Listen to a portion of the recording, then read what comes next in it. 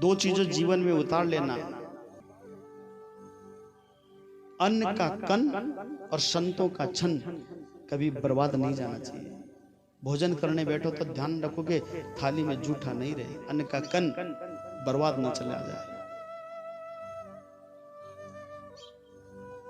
और दूसरा बताया गया संतों का छन। अगर संतों के पास जाकर बैठ जाओ ना तो व्यर्थ की बातें मत पूछना, मेरे संतान होगी या नहीं होगी, मेरे घर में सुगरे सी या कौन रेवे, माँ खड़ो काम चाल सी कौन चला, महाराज बताओ। बस बैठ कर जितना समय मिले ना वो व्यर्थ मत जाने दो। वो जब बोल रहे हैं तो उनकी सुनते रहो बस।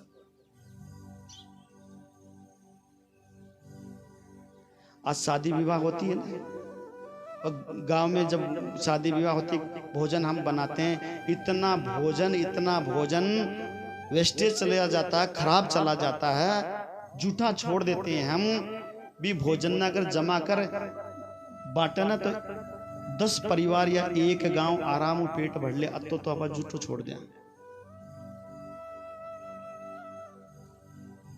इतना भोजन हम बर्बाद कर देते हैं, क्यों? आपको बता दिया गया कि आपको जितना चाहे ले लो, फिर भी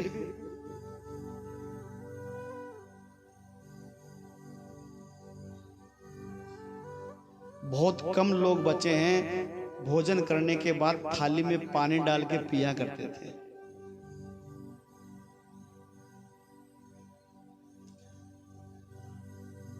और एक समय आएगा इसी अन्न के खातिर आपस में हम लड़ेंगे।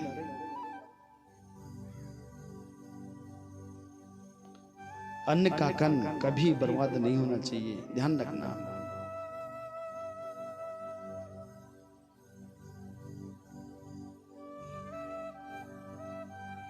जितना आपको अच्छा लगता है उतना ले लो। और दूसरी बात मैं बताऊं, घर में हम भोजन बनाते हैं, रसोई में जाके देखो 20, 25, 30 रोटियां मिल जाएगी पड़ी। आपन ऊपरली और निचली रोटी दे देना, आप खा लिया के बताओ। हम क्या जाने अन्न की कदर। और एक भूखा मांगने वाला तुम्हारे द्वार पे आ जाए, अगर ऊपर वाली रोटी तुम दे दोगे ना, वहीं बैठकर बड़े भाव से बड़े प्रेम से वो पा लेगा, क्योंकि उसे भूख लगी है।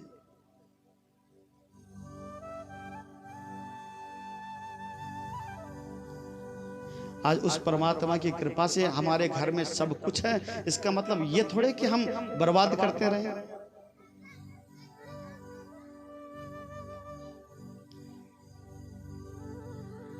ज्यादा तो मैं काई क्यों, गाय की रोटी भी अगर घर निकला है ना 20-30 साग हो जाना भेड़ी दे, रोजी नबा भी कौन दीजिए।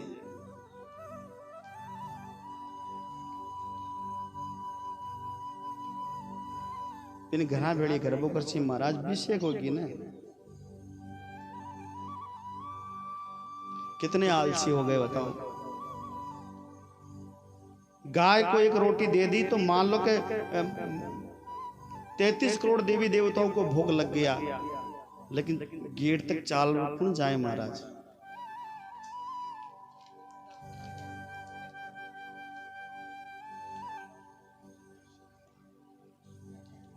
और फिर जब गाय को जब तुम रोटी देने जाते हो ना, भूसी सिवाल आ जाते हैं पड़े पड़े। अरे तुम नहीं खा सकते उस रोटी को, दूसरा आने तुम्हारी संतान, तुम्हारे घर के तुम्हारे लोग तुम्हें नहीं खा सकते उस रोटी को। उस खाने को तुम गऊ को ले जाके खिलाते हो।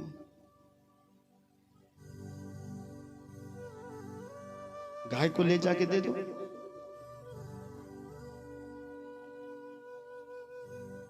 इसलिए संतों का छन और अन्न का कण कभी बर्बाद नहीं करना चाहिए।